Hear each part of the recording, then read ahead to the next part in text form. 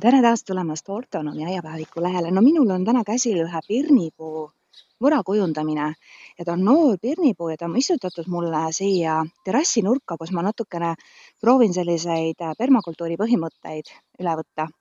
Aga pirnipuud kindlasti vajavad kujundamist ja tark tegu on teha seda siis, kui puu on veel noor.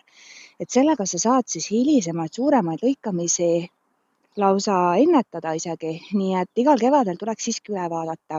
Ma pärast näitan ka, mul on aia teises otsas Pepi, kes on poogitud madalakasvulisele alusele ja tema puhul on seda lõikamist hästi vähe ja mis mulle meeldib madalakasvulise aluse puhul on see, et ma saan seda lõikamist teha niimoodi, et mul on jalad maas, et ma ei pea ronima nende redelitega ja kusjuures see saagihulk on ka täpselt selline väiksemapoolsem, täpselt selline, nagu minu väiksel perel ka ära kulub.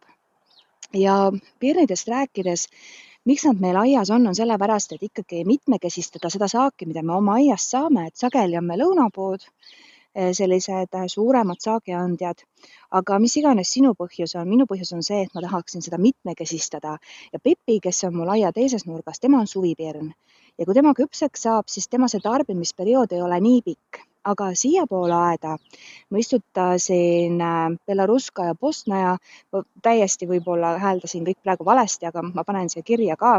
Ja tema on siis talipirn ja ta peaks olema keskmise tugevusega alusel. Nii et temast ma kasvataksin siis natukene sellise suurema puu, loodetavasti laiuva, aga pisut nagu ümara võraga ja tema see teine praktiline pool lisaks nendele pirnidele, mis ma sügisel ära korjan ja kasti panen ja talvel söön, et ta võiks ka siin sellele terrassile, mida ma siin jälle ümber ehitan, natuke rohkem nagu privaatsust anda, sest mul siin minu vasakul on mul jällegi naabrid. Igatahes pirnipuid ja viljapuid üldse, nende võra me kujundame sellepärast, et me saaksime seda head saaki ja et need viljad ka, mis siin valmima hakkavad, et nad saaksid hästi palju õhku, päikesevalgust ja nad saaksid areneda selliseks, nagu on selle sordi omadused. Et kui ma jätan ta praegu lõikamata, siis ilmselt ei teki nii palju rõhtsaid oksi, millele tuleks piisavalt külge viljaoksi, kuhu tulevad siis õied ja viljad. Ilmselt oleks ta liiga tihe ja siis need lehed ei kuiva ära ja ka pirnil on omad probleemid, omad taimehaigused. Nii et selleks, et saaki üldsegi saada, siis tegelikult ikkagi peab need käärid kätte võtma. Aga mis need etapid võiks siin olla? No kõigepealt ma proovin aru saada, mis võiksid olla need põhivõõra oksad, mis ma siia jätan. Siis ma vaatasin ka, et kas poogendi pealt on midagi kasvama hakanud, et see võra ei läheks selliseks, et tal oleks mitu tüvi. Ja kui see on tehtud, siis tuleks kindlasti eelmise aasta juurdekasvu kärpida. Et pirnidel on nimelt selline omapärane komme, et nende aastased juurdekasvud, see ei mahu ära siia kaadrisse, kipuvad olema väga pikad. Ja selleks, et teda siis vaos hoida, tuleks nad siis kas täiesti välja lõigata, juhul kui nad on täiesti vales suunas, või siis pärast seda, kui põhivõra oksad on selged, mis jäävad, siis selle eelmise aasta kasvu punga pealt tagasi lõigata, et siis teha see kärpimine, et ka siis anda puule signaal, et kus ta peaks edasi kasvama. Nii. Ja kõigepealt ma siis vaatasin siia alla ja minul oli üle-eelmine aasta juba hakkas kasvama poogendi lähedalt üks oks. Algusel ma jätsin ta alles sellepärast, et ma mõtlesin, et võib-olla on hea, kui ta tuleb mul mitme tüvega puu, aga tegelikult on see puhas lollus, nii et ma lõikasin ta praegu tervena välja. Ja kuna ta on sealt poogendi juurest ka, siis ma nii ekspert ei ole, et ma oskaks kindlaks teha, et kas see on nüüd see sort, mis on siia poogitud või on alus, mis on siis hakanud niimoodi kännust kasvama. Igatahes ma lõikasin ta välja. Kõigepealt, nagu ütlesin, vaataks siis üle, mis siia põhivõraks jääb. Ja temaga on selline asi, et tal ei ole nagu ühte selget latva ja see on väga okei ja mulle see hirmsasti meeldib, sellepärast et see annab mulle päris lihtsa võimaluse kujundada selliseks avatud võraga, mis vahel öeldakse, et on nagu vaasikujuline võra. Ja see tähendab seda, et kui päike mul hommikul sealtpoolt tõuseb ja tuleb siia ja siis suvel ka lõpuks vahepeal pärastlõunal jääb see puu natuke varju ja siis sealt tuleb jälle õhtupäike, et siis võra tegelikult saab valgust igast küljest. Et sageli me küll näeme ühe latvaga kujundatud viljapuid ja see on ka väga okei, aga oluline on see, et ta ei oleks sellise, minu jaoks oluline, et ta ei oleks sellise nagu sandistatud võraga, sest see hakkab niivõrd silma häirima. Ja ma vaatan ka, et kas siin on oksi, mis hakkavad teineteise vastu hõõruma. Et need on need kohad, kus puu näitab selgelt ära, et on liiga tihe ja sealt selle hõõrumisega võib hakata mingisuguseid haigusi sisse tulema. Nii, ja siis ma hakkan siit lõpuks võtma. Siin on üks eelmise aasta kasv, mis on täiesti vales suunas ja kui ma lõikan välja, siis pane tähele, et sul oleks käärid tera alati selle oksa poole, mis sa alles jätad, et mina ka tööhoos vahepeal unustan ära, aga kui sa selliselt lõikad, siis ei jää seda tüügast ja selline lõikehaav kasvab palju paremini kinni. Nii, esimene lõige on tehtud. Nüüd võib hakata tööle ja nende põhiokstega on selline asi, et nad võiksid olla rõhtsad, sellepärast, et just nendele rõhtsatele, mis on nagu maapinnaga horisontaalselt kasvavad oksad, nendele tuleb viljaoksi rohkem ja ma praegu näen siin küll väga vähe viljaoksi, aga mõned juba on, aga saagiaastast me veel rääkida ei saa. Nii et kui ma tunnen, et ma pean mõned kasvud tervena välja lõikama, mis on püstise kasvuga, mis lähevad otse taevasse, siis ma võtan selle kohe ära siit kaadrist välja, siis see on okei. Kui sa lõikad esimest korda, siis see ei ole mingisugune võidujooks, et sa võid hästi rahulikult võtta aega.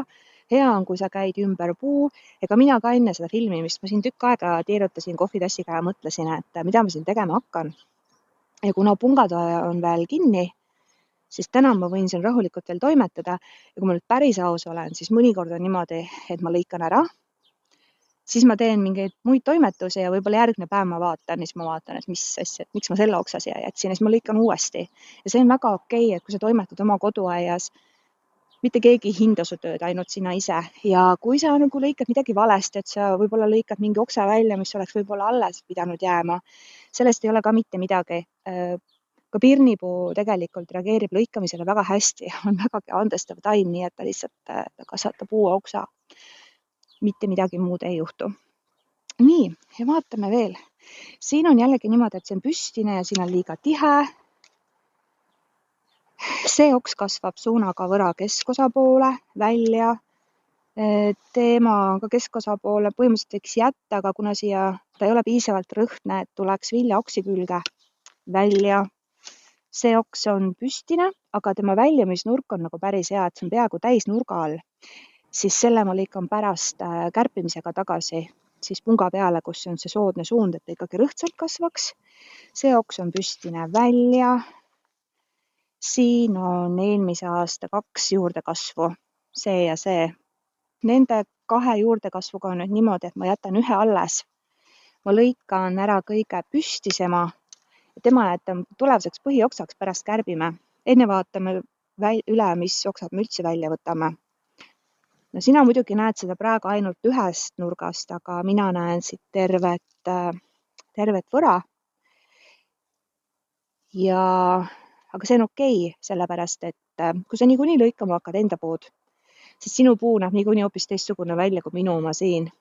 Nii et ainus, millele sa toetuda saad, on teooria ja siis see praktika, mis sa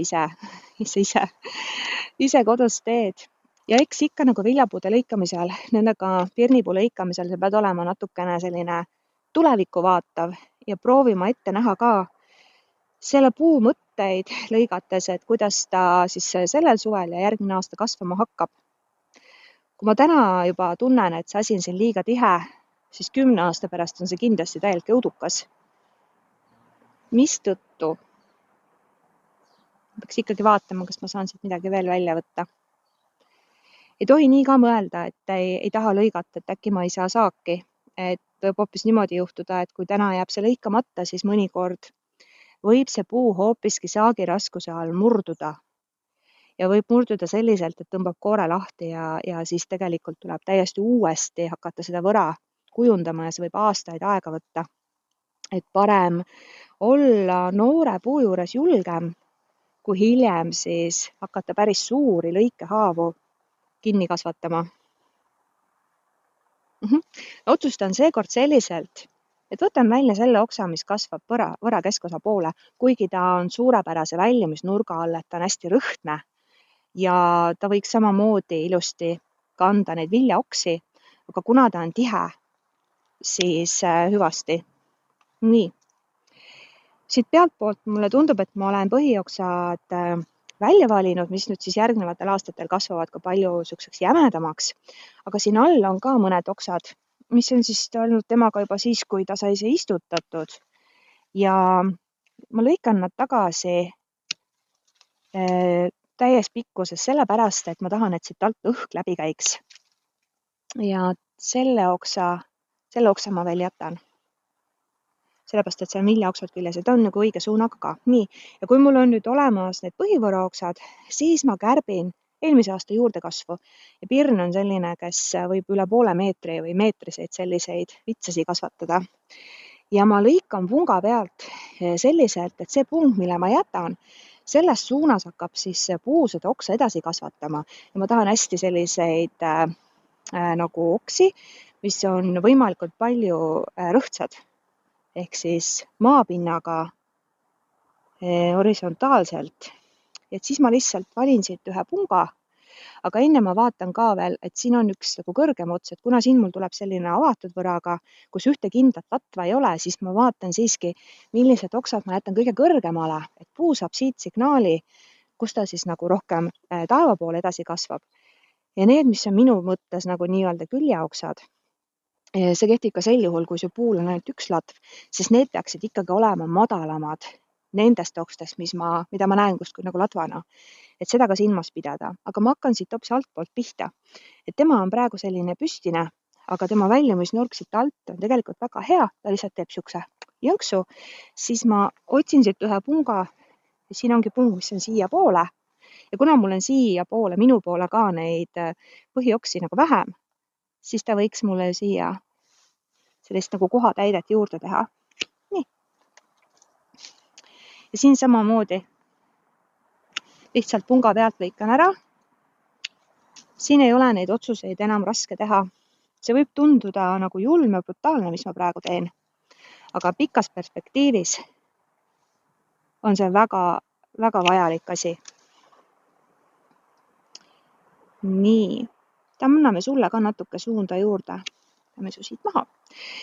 Asi on selles ka, et kui ma seda eelmise aasta kasvu tagasi ei lõika, siis ta paneb siit edasi ja siis see võra on selline välja veninud ja kui see tüvi ja need oksad siin ei ole piisavalt tugevad, siis ta võibki näiteks saagiraskuse all või tuulega või mis iganes mõjutusel lihtsalt ära murduda. Ja seda jama vaja ei ole, nii et lõikamisega me saame seda kõike ennetada. Nii, tema samamoodi, tema see eelmise aasta kasv algab siit, on selline, on üks lühemaid ja tahan siia poole, siis võtan selle punga pealt. Nii, ja selleks, et puule signaal anda, et mis ta tegema peab, et see võra võiks ka hargneda, siis ma lõikan kõik kasvud tagasi. See on siis nii-öelda see kärpimise osa. Nii ja siit ka lihtsalt punga pealt. No hetkel võib-olla võis tunduda, et päris palju sai maha lõigatud, aga tegelikult sellise noore puu puhul on see täpselt parasjagu. Ja mul on hea meel, et ma saan lõpuks ka sellise vaasikujulise võra kujundada enda aeda. Et sageli vahel, kui on juba puukoolis võra kujundamisega algust tehtud ja on juba väga hästi kujundatud selline ühe latvaga viljapuu, siis on päris keeruline sundida teda sisse hakata niimoodi vaasikujuliseks kasvama, kus on siis nagu nii-öelda mitu latva ja keskel seda ühte latva ei ole. Nii et kui sa endale istikut ka valid, et siis võiksid seda juba vaadata. Ja kindlasti vaata ka, et millisele alusele on ta poogitud, et see on alati kirjas selle sildi peal või alati saab kellegi käest küsida, et tema on keskmise kasvutugevusega, no ta ikka kasvab sellise nagu puu moodi.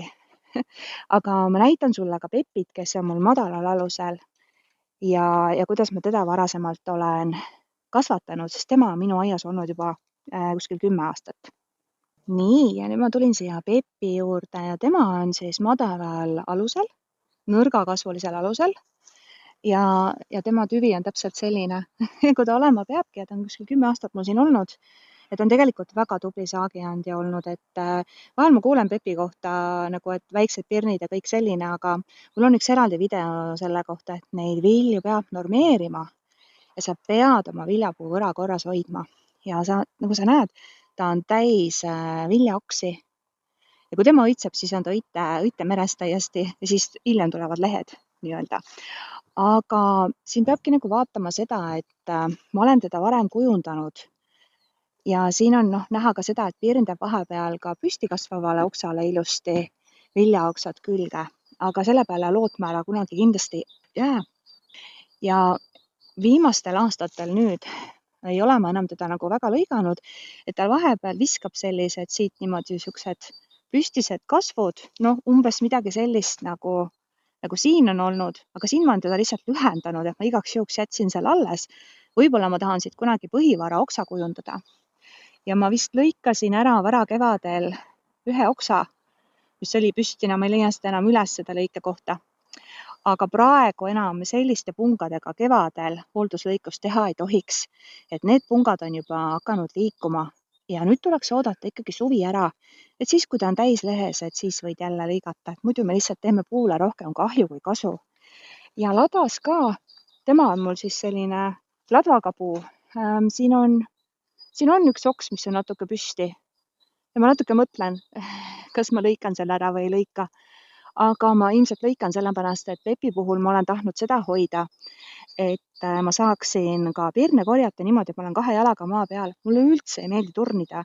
Ja samas saab ka siis mu laps või siis mõned tema sõbrad, väiksemad lapsed, ise neid pirne võtta, et ei oleks mingisuguseid turnimisi ja õnnetusi, et sellepärast minu meelest on väga vahvad need nõrgakasvulisel alusel kasvavad viljapuud, et nad ei võta ka aias üldse ruumi ja nende hooldamine on selles mõttes nagu muretu.